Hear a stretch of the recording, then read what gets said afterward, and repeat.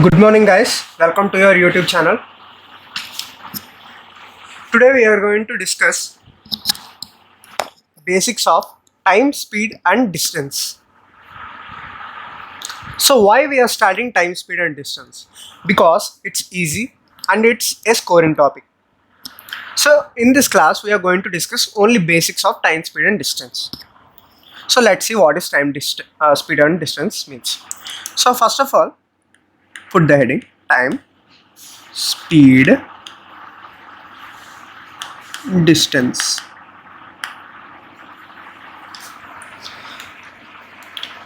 So time, speed and distance only revolves about these three parameters. So now what is speed basically?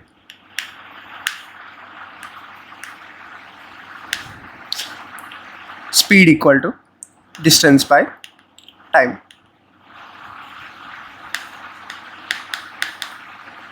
So why I am writing this basic formula? All of them present or watching this video are aware of this basic formula in your arithmetic problems. Why discussing this formula? So in this formula, you have to realize that speed is directly proportional to distance. Speed is inversely proportional to time. And the third thing, speed is not speed, it's time. Time is directly proportional to distance. So these things you are studying in class 10. So why am I discussing these things with you? I am discussing these things with you because to solve any arithmetic problem, you have to know the concept, formula, and trick.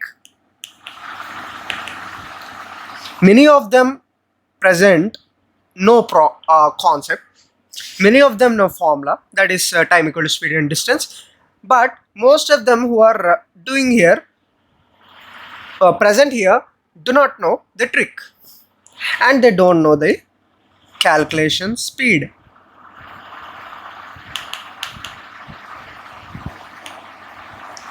Do not have good calculation speed. So to gain this, what you have to do? You have to practice a lot to get the calculation speed. Now the main thing we are going to discuss is the trick. So the trick which is important in this chapter is the ratio. You should be good in ratios. Why ratio? So in some questions he gives the speed ratio, and in some questions he gives the time ratio, and in some questions he gives distance ratios. So in one of the question, if he gives distance equal to constant, then we can say speed is inversely proportional to time. So if he gives speed ratio as 3:4, then time ratio we can consider as 4:3. So similarly, in some question he take time equal to constants. Then speed is directly proportional to distance. So if he gives the ratio of speeds of two trains or two cars or two people, then the distance ratio will also be same, because the speed at which he runs, if he runs at 30 kilometers per hour, then he should cover 30 kilometers distance in 1 hour. And if he runs at 40 kilometers per hour, then he has to run 40 km in a particular time period. So here we can say that speed is directly proportional to distance. But in the before case, we can't say like that. Speed is inversely proportional to time at the constant distance. So this is basically, he give in any problem, he just gives one parameter as constant. We have to find the other parameter, using other two parameters we have to solve the questions. Okay, so the third condition, he will make time as constant. and distance and speed again proportional to each other, so it will be 3:4, 3:4, 3:4. So these things are useful in solving any question given in competitive exams in the shortest approach when there is no time with you. Now the next basic thing you have to know: average speed. No, average speed. So if a person travels at a speed of x and a person y travels a speed of y, if they travel the same distance x, same distance z, and this is speed, so I am writing kilometer per hour and kilometer per hour. So to find the average speed of both of them, so actually average speed is nothing but total speed by total distance by total time.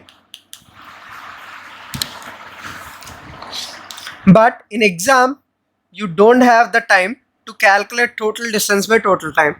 You will but for there is a shortcut for this question. If we consider average as this x power star, then we can write x plus y by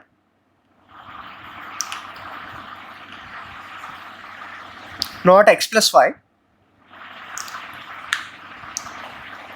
2xy by x plus y is the average speed formula when the total distance is same. Okay, now if I take total distance as different, so x speed distance 2 km, y speed distance 3 km. So now average speed you don't have any basic formula to calculate this, so you have to consider the total distance is 5y 2 plus 3 and total distance by total time. But he did not give anywhere time. If he didn't give time, so how we will calculate? You know speed equal to distance by time, so you need time, so time equal to distance by speed. So distance for first case is this 2 by x, and for the second case the distance is 3 and the speed is y. So if the distance is not constant, you have to use this method to calculate. If the distance is constant, you have to use this method.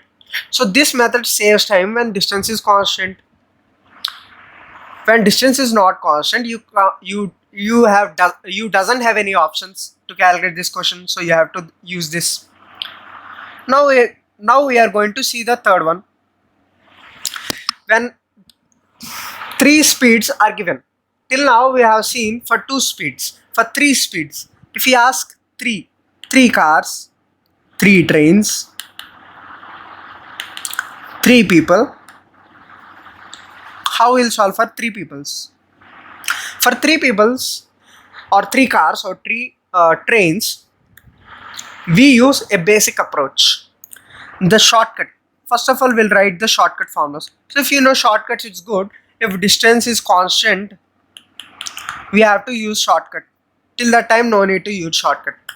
If distance is constant only, no shortcut is applied. So for distance equal to constant, 3xy z by xy plus yz plus zx. This is the shortcut formula.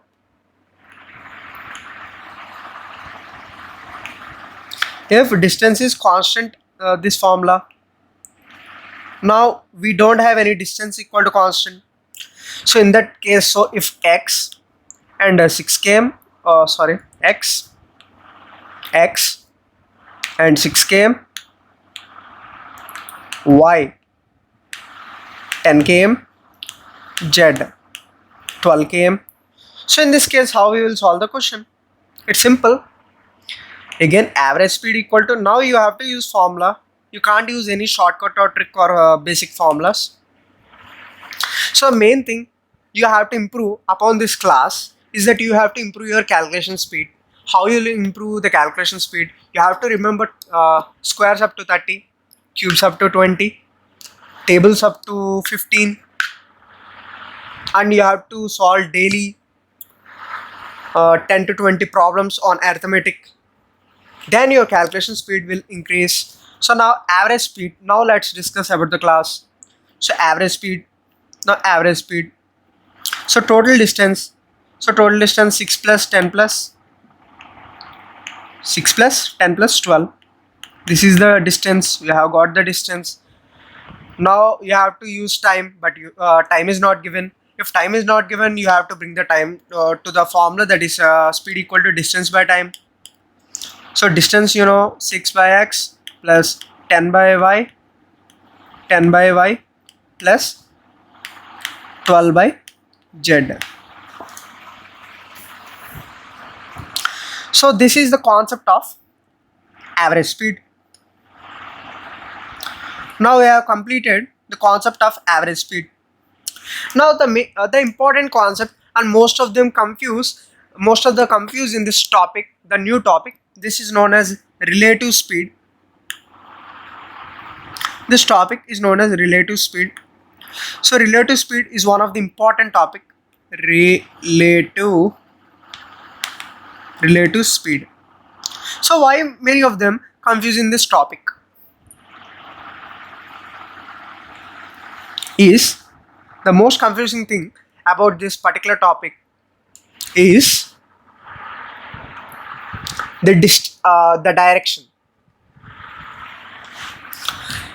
If a person 1 travels with x speed towards east, and a person with a speed y travels towards east, then what will be the relative speed? If you can see here, basically they are traveling in same direction. Okay, if they are traveling in same direction, then the relative speed rs equal to x plus x minus y. If they are traveling in opposite direction. Now let's see. If the same persons are on a railway track and they are traveling in opposite direction, and this is some distance s, the relative speed will become high because they are traveling in opposite direction. The relative speed becomes more. That's a plus. So now we are going to tell you about the trains. So example, you are going from Mumbai to Delhi and you are going on some express train A.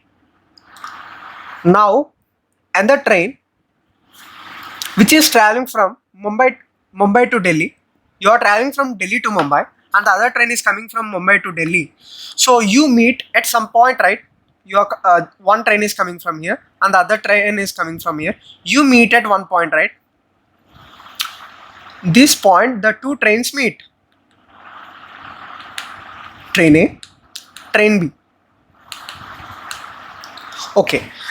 For example, if you see the train opposite to you, you can realize that train is traveling with more velocity than your train. Why? This is due to relative velocity. So actually, the train B velocity is y and your train velocity is x. The train B velocity, that means train opposite to you, original velocity is y. But due to relative speed, you are realizing that your train is the opposite train is traveling at a speed which is x kilometers more than what you expect. That's why you feel shocked that the opposite train is coming at a greater speed, but not like that. It's coming at its own speed, that is why. But due to the opposite direction, your speed is getting increased. That means you're realizing that that train is traveling at a higher speed. But no, it's due to relative velocity.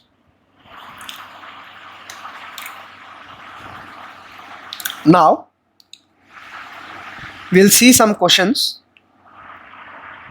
some concept on trains. Okay,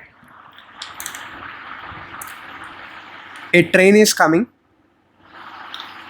a train is approaching a platform. The train length is L and the platform length is X. So speed of train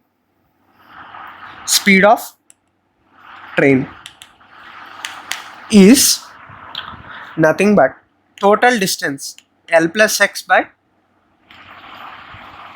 time taken to cross it.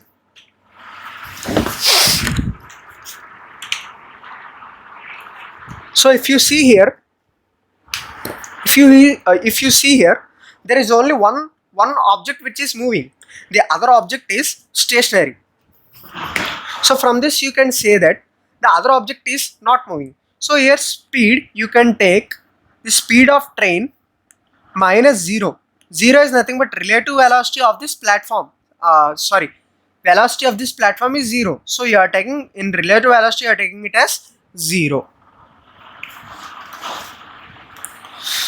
Okay, this is platform on this sum. So if you take the same train and if it is crossing a person standing at his place, then what will be the time taken to cross that person?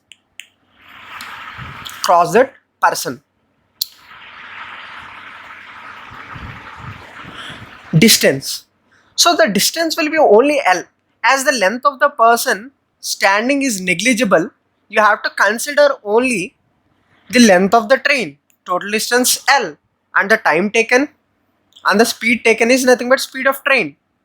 But now you see, now if I consider the same person as moving, if the same person is also moving in this direction, now the equation of the question changes. If train is moving with X and the person is moving with Y and in opposite direction, so they add on in the relative velocity, but the distance remains the train distance only, but only the time changes. If one train is crossing other train, this is the next concept. So if one train is traveling at X speed and the other train is traveling at Y speed, if they should meet at some point in future, in somewhere, for X meeting Y, that means for train A to meet train B, the train A speed should be greater than train B, then only they will meet. Otherwise, meeting is impossible. You can't say speed ratio as 3:4, because then B speed will become more than A speed. So you can use only the you can use 2:1, you can say 2:1, you can say 3:2, you can say 5:2. The speed A should be more than B to catch.